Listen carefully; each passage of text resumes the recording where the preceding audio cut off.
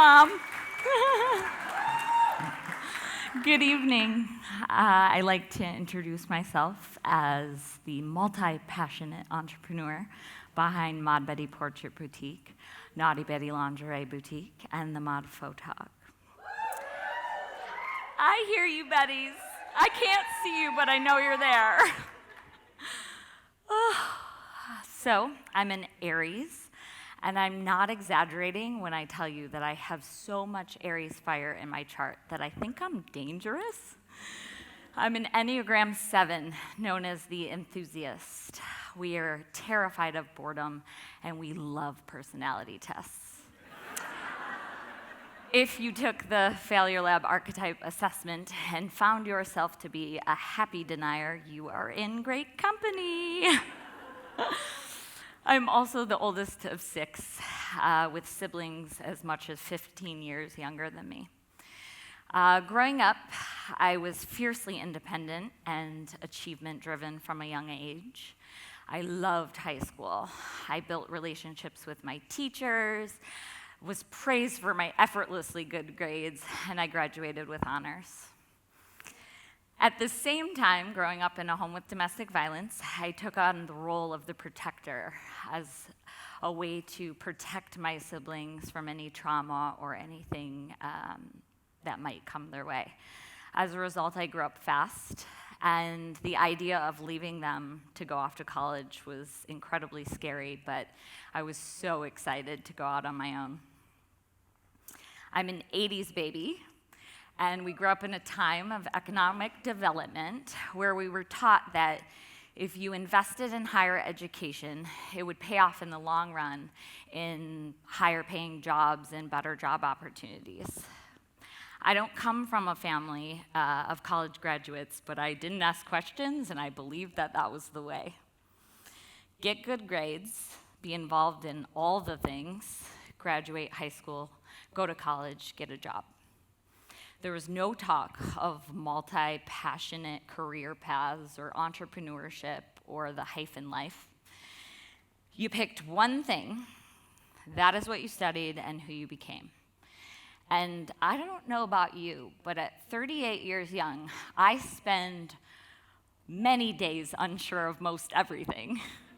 So the thought of expecting a young kid with limited life experiences to pick one thing and feel confident that that's the thing they'll do forever seems like just a little bit of pressure.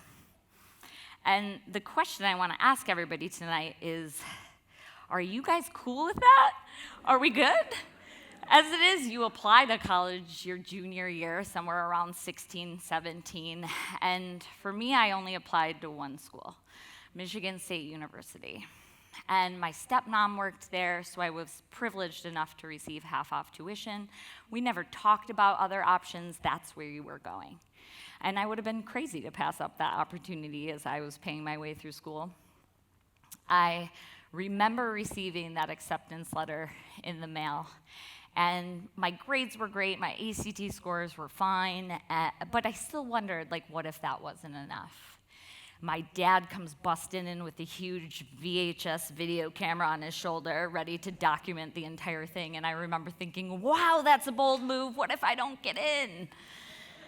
But I did, and I set off for my first semester at MSU as a French major, because it was my favorite class in high school. I was pretty good at it. It seemed like a good idea at the time. My first order of business was to get a job on campus, and I scored a highly coveted position as a server at the stateroom restaurant inside the hotel campus. I loved my job, and I was really good at it.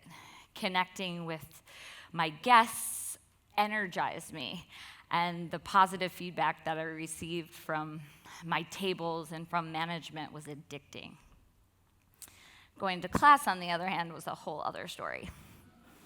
In large class sizes, I felt like a number, disconnected from my professors, like an imposter who just didn't belong. So first semester, French major, I go to class, go to work, go to class, go to work. Second semester rolls along, and I'm falling out of love with French, and I'm like, I'll give advertising a try. So I show up on the first day of class, and this baddie professor gets up there. And I kid you not, it was like she was speaking only to me and directly to my soul. She gets up there and she's like, listen, this is one of the hardest programs at this school. And if you are anything less than 100% committed, you can walk out that door right now.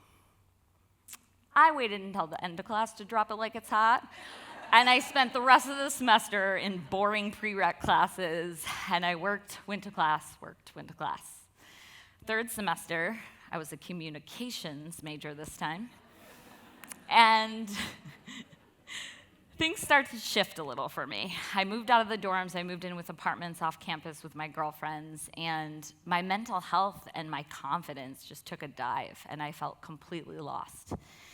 I went to work, went to class, went to parties, went to work, went to class, went to parties. Fourth semester, I'm now a hospitality business major because that was the one place I was crushing it. But nothing I was studying really interested me at all, and that Enneagram 7 in me was on the hunt for that next dopamine hit. So I went to class. I went to work, went to parties, went to work, went to parties. I remember receiving an email that I had been placed on academic probation, and if I didn't get my grades up, I'd be removed from the program.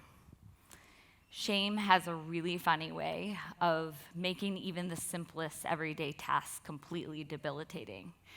So the mail piled up unopened, and the emails remained unread. I'd party all night and show up for work, all smiles, happily denying all the things, while making up some fictitious story for that day's round of strangers who would ask, what do you want to be when you grow up? There was this one particularly rough morning where I was awakened by my roommate shaking me awake, telling me that my car was being towed outside. Just short of my 16th birthday, I proudly bought my first car with $1,000 cash that I had saved up, slapping pizzas at Papa John's. It was a 1987 Dodge Aries, which I loved because not only was it nearly as old as me, but it was my sign. And it had broken down and been sitting in the parking lot for weeks, full of bins of things that I had just collected from my parents' house. In a complete state of shock and surely hungover, I watched them pull away with my childhood belongings, feeling so numb that I couldn't even pull myself out to run and grab anything I might want to save. Sometime after that, I remember being called into the office at work, and my manager at the time asked me to sit down, and she said, with sadness in her eyes, Elise, I'm so sorry, but we have to let you go. My heart sank and the room spun, and I quickly felt like the smallest object in space. She said, we have to let you go because you're no longer enrolled, and we can only employ current students. So that was the exact moment that I learned that I failed out of college. Years later, I think I was 25, 26, and I'm rummaging through an old bin of schoolwork that my mom had saved. Thank you, Mom. And I came across this spiral-rung notebook full of journal questions that I answered in the 6th grade. Remember when they would write them on the chalkboard, and that was the first thing you do when you got into class? The question, I'm like thumbing through paper or pages, and I come across one, and the question on the board that day was, what is your biggest fear? I stood there processing the words on the page, almost stunned at the response coming from a 6th grader, as if someone else had written it. The exact and only words 11-year-old me had written on that page were, my biggest fear is not being successful at whatever I choose to do with my life.